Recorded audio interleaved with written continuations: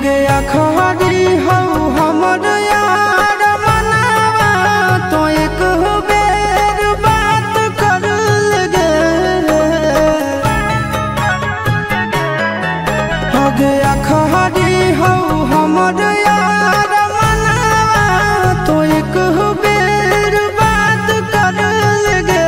हो गे सोना यारवा हो भरती पटनवा में आके मुलाकात कर लेगे।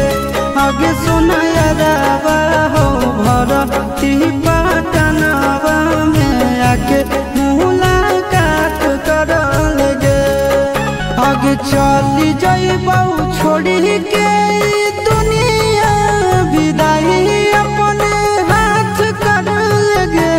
आगे सुना यारवा हो भरती पटनवा में आके मुलाकात कर लेगे।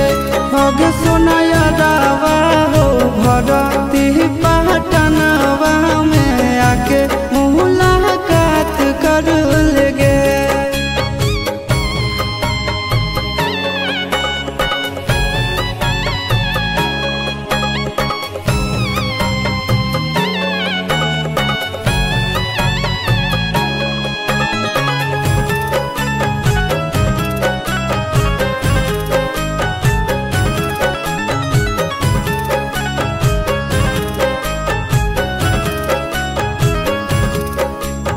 मरे घर पनिया पिलाई दी है जान गे। कफन ओढ़ाई दी है टूटत ही जब प्राण गे।